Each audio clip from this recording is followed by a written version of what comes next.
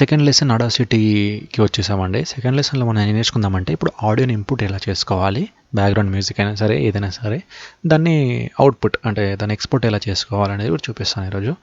ఇది ఫైల్ మేనేజర్లోకి వెళ్తే మనము ఇది ఇక్కడ ఇంపోర్ట్ చేసుకోవచ్చు. మ్యాక్సిమం అన్ని సాఫ్ట్వేర్ లాగానే ఈ సాఫ్ట్వేర్ కూడా ఉంటుంది.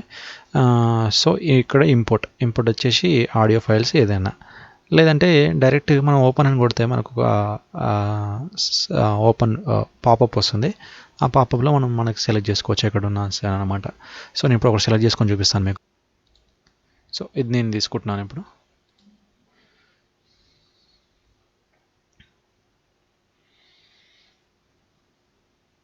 సో ఇంపోర్ట్ అయిపోయిందండి. ఇగో ఇది మన బ్యాక్గ్రౌండ్ మ్యూజిక్. సో మనం ఇది వినొచ్చు మీరు ఇప్పుడు. నేను మీకు సౌండ్ సెలెక్ట్ చేసుకొని చూపిస్తాను. స్పీకర్లో పెట్టి చూపిస్తాను సౌండ్. వస్తుందా, ప్లే అవుతుంది అండి, ఇదండి సౌండ్. సో దీనికి మనం వాయిస్ ఎలా యాడ్ చేసుకోవాలని చూపిస్తాను మళ్ళీ మీకు. మీరు ఇంకో ఆప్షన్ ఉందండి మీకు ఇక్కడ. ఫైల్ మేనేజర్లోకి వెళ్ళారనుకోండి. ఫైల్ మేనేజర్లోకి వెళ్ళిన తర్వాత మీరు డ్రాగ్ అండ్ డ్రాప్ కూడా చేసుకోవచ్చు మ్యూజిక్. ఇది ఈజీగా ఉంటుంది. డ్రాగ్ అండ్ డ్రాప్ నేను ఎక్కువ యూజ్ చేస్తాను. సో ఇది డ్రాగ్ అండ్ డ్రాప్.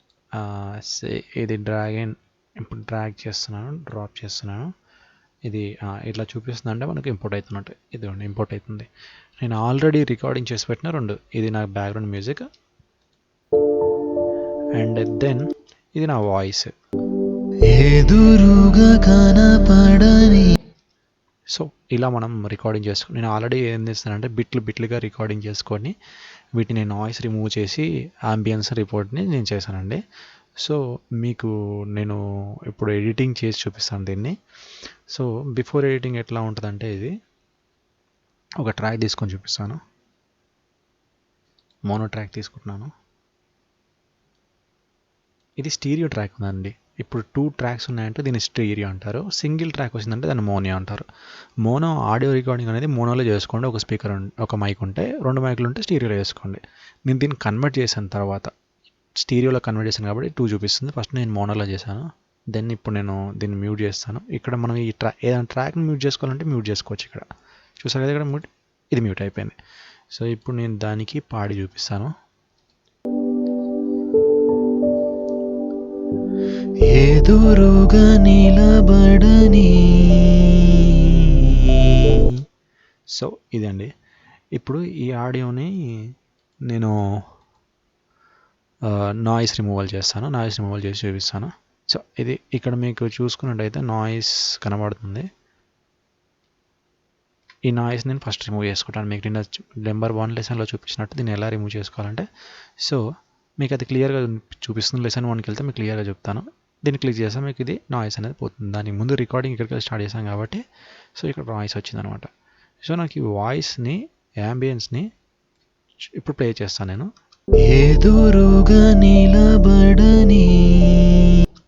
సో ఇది అంత ఫుల్ వాయిస్ఫుల్గా లేదు. సో నేను దీనికి ఎఫెక్ట్ ఇస్తాను. ఇప్పుడు ఎఫెక్ట్ ఇవ్వాలంటే దీన్ని ఏం చేయాలంటే మనం ఏదైతే ఎఫెక్ట్ ఇస్తున్నామో ఆ సబ్జెక్ట్ని సెలెక్ట్ చేసుకోవాలి. సబ్జెక్ట్ సెలెక్ట్ చేసుకున్నానండి నేను. దెన్ నిన్న లెసన్లో చెప్పినట్టు మీరు ఎఫెక్ట్ ఎలా యాడ్ చేసుకోవాలని తెలియకపోతే మీరు నెంబర్ 1 లెసన్లోకి వెళ్ళొచ్చు మన ఛానల్లోకి. సో ఎఫెక్ట్స్లోకి వెళ్ళిన తర్వాత నా దగ్గర కొన్ని ఫిల్టర్స్ నేను డౌన్లోడ్ చేసి పెట్టుకున్నాను. సో ఆ ఫిల్టర్స్ ఎలా డౌన్లోడ్ చేయాలి, ఎలా యాడ్ చేయాలి అనేది నేను నెంబర్ 3 లెసన్లో చెప్తాను. ఫస్ట్ అయితే దీనికి ఎలా ఎఫెక్ట్ యాడ్ చేయాలో చూపిస్తాను. నా దగ్గర ఒక ఫిల్టర్ ఉందండి. ఫిల్టర్స్ ఎఫెక్ట్స్లోకి వెళ్తే నా దగ్గర ఒక ఫిల్టర్ ఉంది, నేను యాడ్ చేసుకున్నాను. నాకు ఈ ఫిల్టర్ అంటే favourite filter, ambience filters. Ambience and ఏం చేస్తుందంటే మన వాయిస్ని అనేది రీవర్బ్లోకి తీసుకెళ్తుంది. రీవర్బ్ అంటే మనకు వాయిస్ని ఎన్లోప్ చేస్తుంది. చూపిస్తాను మీకు ఇప్పుడు, శాంపుల్ చూపిస్తాను. ఎదురుగా నిలబడని.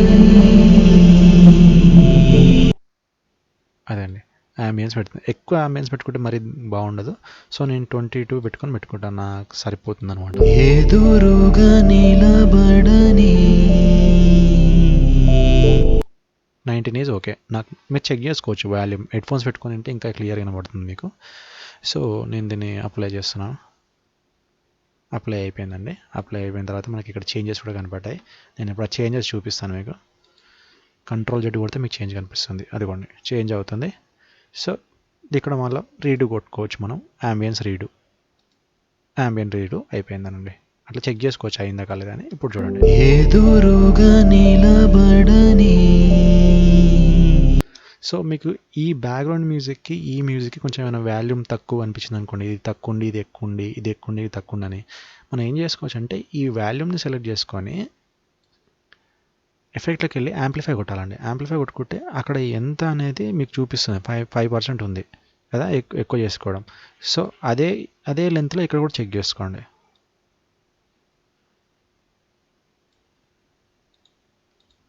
సో 5% సేమ్ ఉన్నాయి. సేమ్ అంటే మనకు ఈ వాల్యూమ్ కరెక్ట్ ఉందని అర్థం అనమాట. ఒకవేళ ఇది ఎక్కువ ఉంది తక్కువ ఉంటే మనం ఇయర్ ఫోన్స్లో వింటున్నప్పుడు ఇది సరిగ్గా వినబడదు, ఇది సరిగ్గా వినబడితే ఇది సరిగ్గా వినబడదు. సో ఇలా చెక్ చేసుకోండి. సో సెకండ్ లెసన్లో చూసారు కదండి ఎలా రికార్డింగ్ చేయాలి, దెన్ ఎలా దాన్ని ఎఫెక్ట్ యాడ్ చేసుకోవాలని. ఇంకా మీరు దీనిలోకి ఎలాంటి ఎఫెక్ట్స్ అయినా యాడ్ చేసుకోవచ్చు బై గోయింగ్ టు ఎఫెక్ట్ ట్యాబ్లోకి వెళ్తే ఎఫెక్ట్ యాడ్ చేసుకోవచ్చు. సో మీకు చెప్పాను కదా నేను ఎఫెక్ట్స్ ఎలా డౌన్లోడ్ చేసుకోవాలి, ఎలా ఇన్స్టాల్ చేసుకోవాలి ఆడాసిటీలో, ప్రొఫెషనల్ ఎఫెక్ట్స్ మీకు వేరే ప్రొఫెషనల్ ఎఫెక్ట్స్ ఎలా యాడ్ చేసుకోవాలో నేను క్లియర్గా చూపిస్తాను. సో అంతవరకు మా ఛానల్ని సబ్స్క్రైబ్ చేసి లైక్ చేయండి. Thank you.